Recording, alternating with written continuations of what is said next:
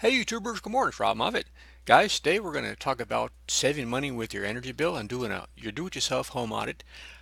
I was going to talk this morning at first about a monitor you could purchase and use to figure out what kind of electricity you were using with your appliances, but I went on, by the way, it's a good device. I'll leave a link for it in the video description, but there's an easier way to get a ballpark figure if you're trying to figure out your energy usage at home.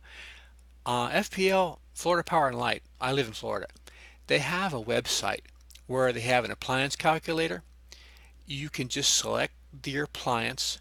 Let's say, oh, I don't know, crock pot. Let's say I use it six times a month.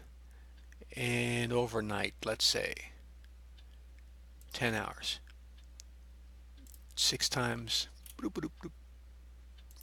Cost me $2.16 to make meals in my crock pot during the month. And this is with a kilowatt hour usage cost of 12 cents per kilowatt hour. Your state will probably be much higher because Florida has very low fee for or cost for their power usage.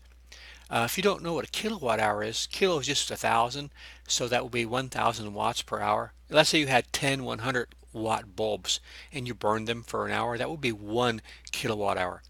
In that case, it would cost you 12 cents to run 10 100-watt bulbs. Let's do another one real quick. Let's do something. Oh, I don't know. Ceiling fan, that's a good one. I use ceiling fan sometimes 24 hours a day. Let's see what that's going to cost me. All whole month long. Bloop. $10.89. I have two of them. There's $22 right there. So you think ceiling fan is something is a lot better than the air conditioner. It is better than the air conditioner for low cost cooling, but still two different rooms. Now you know where your energy usage is going, and you can start looking at ways you can reduce it. Um, they don't have every single appliance, and these are ballpark figures because each appliance is going to be different from each other, but this is your average cost. Computer to monitor, that's going to be a surprising one. 24 hours a day, $17.86 to leave your computer on all day long. So that's how you can start going after those fees, those costs that come at you day after day, week after week, month after month, all year long. That's where a lot of your money goes towards. Now, FPL also has something. If you live in Florida, you can call them and they'll schedule a free home survey where they'll come and tell you different ways you can add insulation or change things in your house to reduce your energy usage. And they also have rebates, and sometimes they'll pay for things to retrofit your house, your windows, and so on, insulation.